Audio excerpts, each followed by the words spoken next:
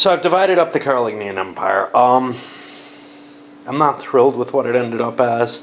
Basically, I had forgotten something, which is that if I made England the seat of one of the powers, they wouldn't be able to cross any of the water bodies in order to rule anything on the land. My desire would have been to give them pretty much this section here. Instead, I had to give them northern France as well and make that their seat. Their goal in the initial division was whoever gets them is supposed to be able to handle the Vikings. Unfortunately, they got somebody with no military capability at all, a 1.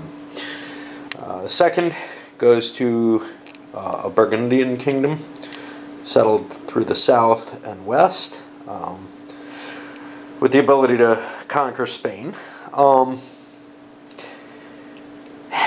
They also ended up with not a great leader, with a 2 military and 3s and everything else as well.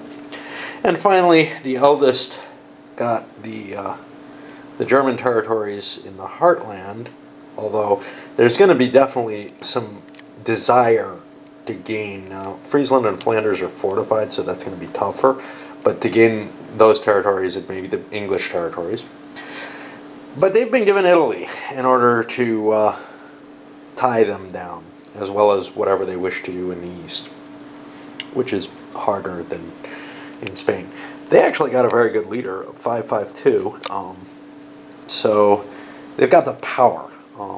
Whether or not they want to concentrate in Italy against the Byzantines, who are quite strong. Now, they may be forced to because the Byzantines kind of want their claimed lands back in Tuscany and Naples. Rome being heretical isn't an issue. I'm going to kind of play things fast and loose in terms of where new kingdoms show up, because given that everybody's blocked, if magnates show up in kind of non-pagan areas, they might have that right. So, for example, if there's a section of heretical areas, I got no problem with a player taking that over. Might even allow them to convert, which would be kind of, just not in the rules, but hey, it's fun. So yeah, I kind of desired to change the Byzantines from red, although I always like them being red, just to show up better. I'm not sure I can get a good color scheme combination though.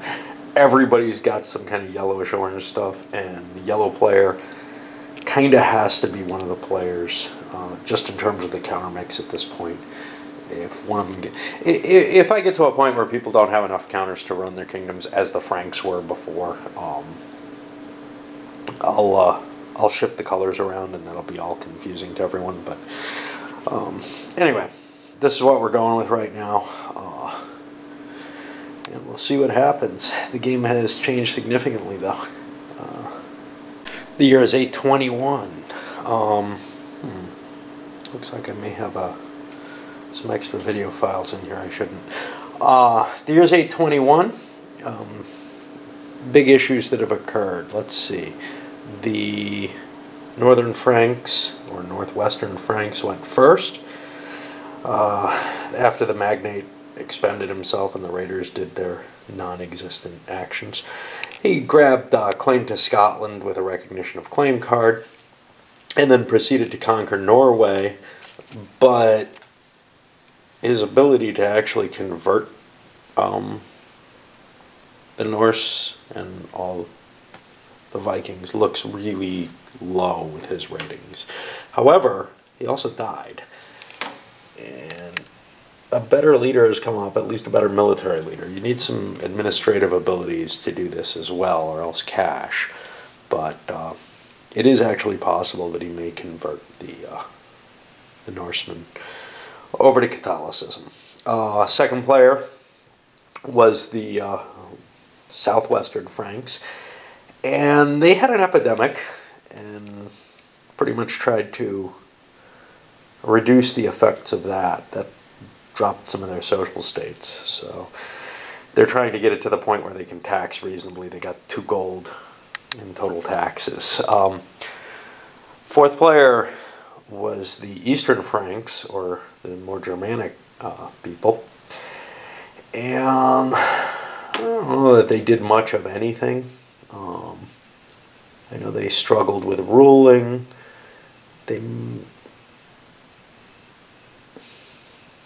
I don't think they even used their 5 military leader for anything valuable. And then finally the Byzantines went to war with those Eastern Franks. The Eastern Franks kept the card for defense, which they eventually used in the attack on Tuscany, which fell. A huge amount of gold was spent. Both sides raised a large army. The Byzantines still have some gold, but each side spent 20 gold on that fight, which is a lot. But what the Byzantines managed to do was take Switzerland as well, which they don't really want, but it prevents those Eastern Franks from being able to even reach the Italian areas, throwing them all into unrest, which in this case only changed Lombardy, but also preventing them from playing any defensive cards there. So it looks like the Byzantines are going to be able to dominate the Italian peninsula unless something changes massively. And that comes down to having a good military leader and the administrative capabilities to maintain your empire. The other leader's good too, the Frankish leader, but he's just not on the same level. Here we are in 826, and we saw a few changes. One of the big ones, lost the decent leader over in the northern Frankish kingdom, but they managed to take out Denmark and Norway, which will prevent Viking raids from happening as long as they hold them. In the southern, we also had a change of leadership. Got a good administrator in place. Pretty much there's a willingness between the Franks to remain at peace. Almost all of the cards for both the Byzantines and the Germanic Franks have been spent on battles between Swabia and Switzerland. There was a political infighting to try to get Tuscany back. They played dynastic inheritance, the Franks did. The Byzantines challenged it and were able to neutralize the effect using influence in the church hierarchy, even though all the Franks actually sided with those Eastern Franks. Okay. 831, no non-player activity took place. Kingdoms in the West more or less stayed the same. They didn't even really manage to improve their economic lot too much. The southern or southwestern Franks got Brittany. We'll call them the Kingdom of Burgundy from now on. The fight between the Byzantines and the Western Franks actually launched some attacks because the Byzantines were out of money early, but they didn't get anywhere. They didn't launch many, I think 2, because they were doing some economic stuff and they tried to keep a card. The Byzantines came back and actually conquered Swabia after a couple of card plays, one of which was defended against. I think they had to play 3 cards. Once they actually conquered it, I think once they were out of cards,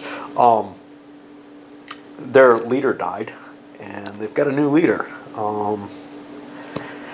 He's not a military genius anymore, and I know, the last card that he died on, he was trying to conquer Bavaria from Swabia. He spent 2 cards on that. So now they have a 293 leader who's an excellent administrator, but he may be trying to seek some sort of peaceful resolution with the Byzantines. I'm not quite sure what that can be, or with the Franks. I'm not sure what that can be at this point. I mean, certainly, at the very least, it would involve giving Switzerland back, but it's not like the Frankish leader is terribly good either, so they may just sort of settle down to some sort of coexistence at this point. 836 in the world has temporarily devolved into a sort of a state of peace. Everybody's trying to improve their economic situation. Nobody's got a great military leader. The best we have is a 3 over on the Southern Franks. We see we have a worse leader almost across the board in the northern ones. but he got a year of plenty, making Paris very valuable. We also see an equivalent increase over in the Byzantines. Now they have a leader who sorry, justifies that. The Eastern Franks also have a good, as we noticed, a good administrative leader, but they did go gain Swabia. The only real change on this border, there was no military action at all, except for the Franks coming down and taking Swabia back from no one, is that the Byzantines grabbed a claim to Switzerland. So now they kind of want it more. They got a recognition of claim card, and you don't want to hold these cards for too long. You end up having to discard things with no value. So they figure, well, might as well gain something from it, since they're probably not going to expand in many places, and they can always dip cheaply. Getting a claim in a place that, like Switzerland, is worth some value to them, especially if they do end up somehow wiping out those Eastern Franks. That was looking quite possible when they had a good military leader, or a great one. Now it looks like kind of a pipe dream, but you never can tell what happens in this game. Up to 831. Not a lot changed in the west, but the Frankish kingdoms there is trying to improve their lot and maybe succeeding a little bit. Not a lot. I mean, we see unrest in Normandy from failed rulings and stuff like that.